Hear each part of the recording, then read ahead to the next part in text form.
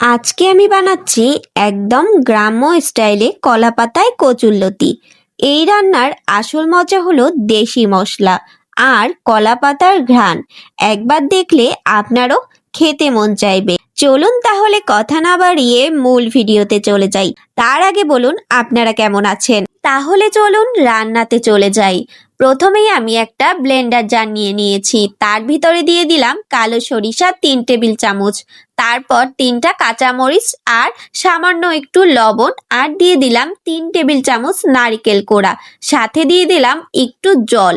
তারপর সবগুলোকে একসাথে খুব ভালোভাবে ব্লেন্ড করে নিব।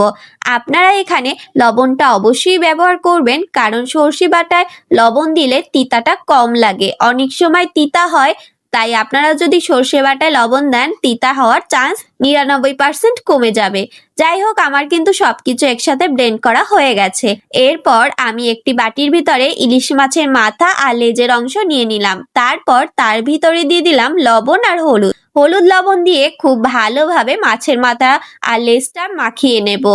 আপনারা কে কে এইভাবে কচুরলতি রান্না করে খান অবশ্যই কিন্তু কমেন্ট করে জানাতে একদমই ভুলবেন না। আর ভিডিওটা আশা করছি সবাই শেষ পর্যন্ত কন্টিনিউ করবেন। যাই হোক, এরপর চলুন একটা বাটি নিয়ে নিই। তার ভিতরে দিয়ে দিলাম আগে থেকে কেটে ধুয়ে পরিষ্কার করে রাখা কচুরলতি। আমি এখানে দেশি লতি ব্যবহার করছি, আপনারা চাইলে মোটা যে পানি কচুরলতি হয় সেগুলো ব্যবহার করতে পারেন।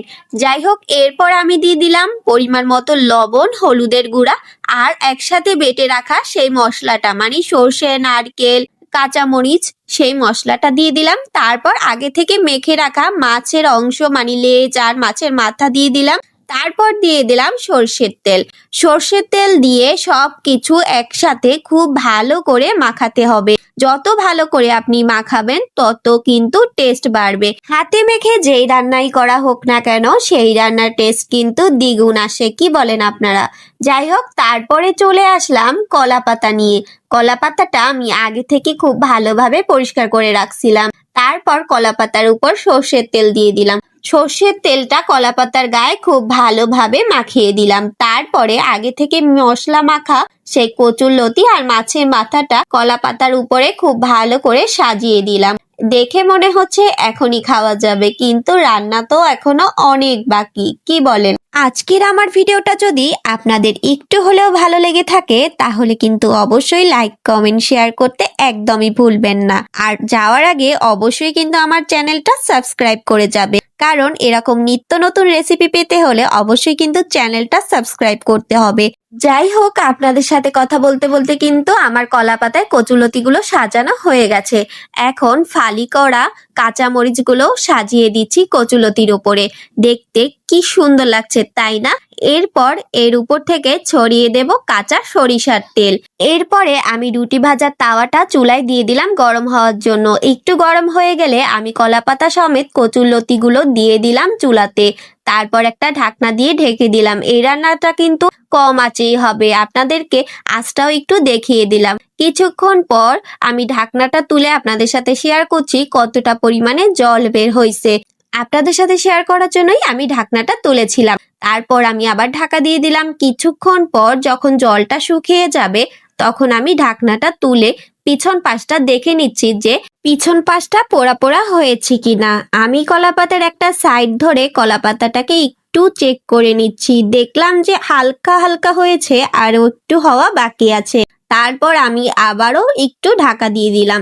এই রান্নাটা কিন্তু একটু সময় সাপেক্ষ কাজই, অনেকক্ষণ ধৈর্য ধরে এই রান্নাটা করতে হয়। তাই আপনাদের হাতে সময় থাকলে অবশ্যই রান্নাটা করবেন। যাই হোক, আমার কিন্তু পিছন পাশ হয়ে গেছে। এখন আমি কলা পাতাটাকে খুব সাবধানে একটা থালের উপরে নিয়ে আসব। এটা কিন্তু একটু সাবধানেই করতে হবে। নতুন রাঁধুনিদের কাছে কষ্টসাধ্য কাজ হলো, একটু যদি খেয়াল করে দেখেন তাহলে কিন্তু আমি খুব সহজেই আপনাদেরকে বুঝিয়ে দিয়েছি। তারপর আমি আবার একটা কলা পাতার ভিতরে সর্ষের তেল মাখিয়ে আরেকটা থাল দিয়ে খুব সহজে উল্টে নিলাম।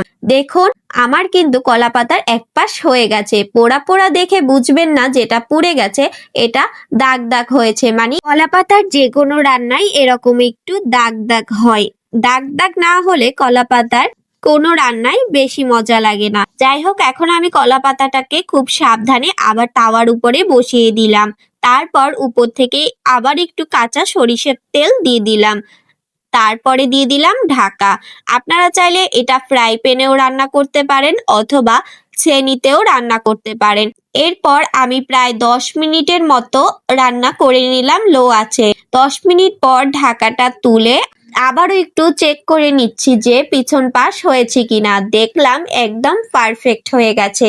তারপর আমি চুলা থেকে কলাপাতায় কচুরলতিটা নামিয়ে নিলাম। এখন আপনাদের সাথে শেয়ার করছি। দেখুন কতটা লোভনীয় হয়েছে। আমার তো আর তরই সইছিল না, তাই আমি ভাত নিয়ে বসে গেছি তখনই। অন্য রান্না এখনো বাকি ছিল, কিন্তু আমার তো এখনই খিদে পেয়ে গেছে। আমি কি আর করব, আজকে আমি পুরো ভাতটা এই কচুরলতি দিয়েই খেয়েছিলাম। আমার রিকোয়েস্ট থাকবে আপনারা কিন্তু বাসায় একবার হলেও অবশ্যই ট্রাই করবেন। দেখুন কচুরলতিগুলো খুব সুন্দরভাবেই সেদ্ধ হয়ে গেছে, সাথে মাছের মাথাটাও।